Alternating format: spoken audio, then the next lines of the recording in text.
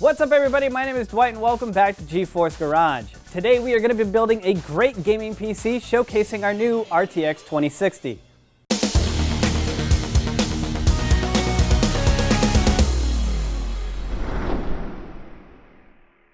So we just announced the RTX 2060, which is the entry point for RTX gaming, and I figured what better way to celebrate than to build a computer around $1,000. So we started with the RYZEN 2600, which is a 6-core, 12-thread monster of a CPU for really the best bang for your buck. And to go with that, we got the Dark Rock 4.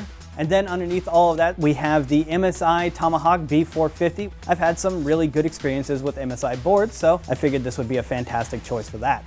I got a 16 gig kit of CORSAIR Vengeance RGB RAM at 3000 megahertz. I wanted RGB RAM, but I didn't want the ones that have the giant RGB strips, and I figured this kit would be the perfect balance between aesthetics and performance. For storage, I went with a 500 gigabyte 970 EVO, which is an NVMe drive, so after you install the 10 games that you can fit on it, they will load super quick. And powering it all is the EVGA 550 G3 power supply, and it's all going inside the Lian Lancool 1.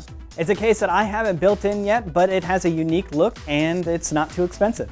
This is all going to set you back around $1,100, but if you want to cut a couple of corners, you can go down on the case a little bit, the RAM, and even the CPU cooler, because the Wraith cooler that comes with these new RYZEN chips is actually pretty good. So there's all the parts, let's get to building.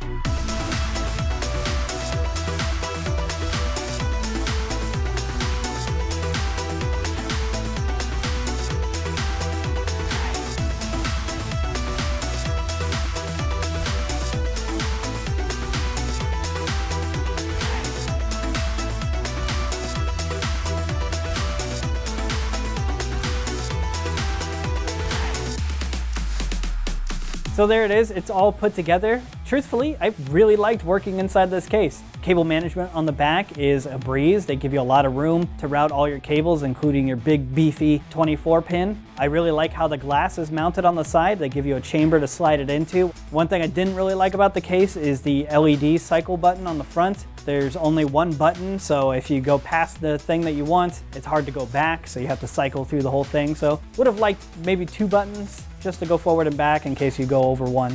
One thing that I really liked about this whole build is this screwdriver. Be Quiet actually includes this very long neck magnetic screwdriver with their CPU cooler, and it made a lot of things a lot easier. So this is going to be a screwdriver that I now have in my kit. Anyways, it looks great. Let's go see how well it performs. As usual, we'll start with a 3D Mark TimeSpy benchmark, which we scored a 7369. For comparison, the 1070 Ti build I did scored a 6822, making the RTX 2060 card roughly 15 to 19% faster. And 3D Mark's ray tracing benchmark Port Royal is finally out, and we scored a 3632 there. Now as for video games, we'll be testing 1080p and 1440p performance. In Assassin's Creed Odyssey at 1080p and on high graphic settings, we got about 72 frames per second, and bringing it up to 1440p still on high settings, we got 60 FPS.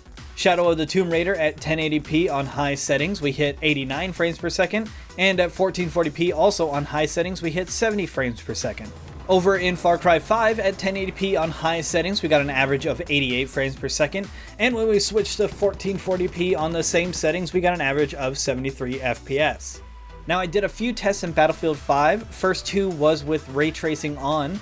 At 1080p on high settings, we got an average between 55 and 60 frames per second. Bumping it up to 1440p on medium settings, we hovered around the mid-50s. You should all keep in mind though that once DLSS comes out for Battlefield 5, we should see a noticeable increase in frame rate with RTX on. Now with ray tracing off, at 1080p on high settings, we got between 110 and 120 frames per second.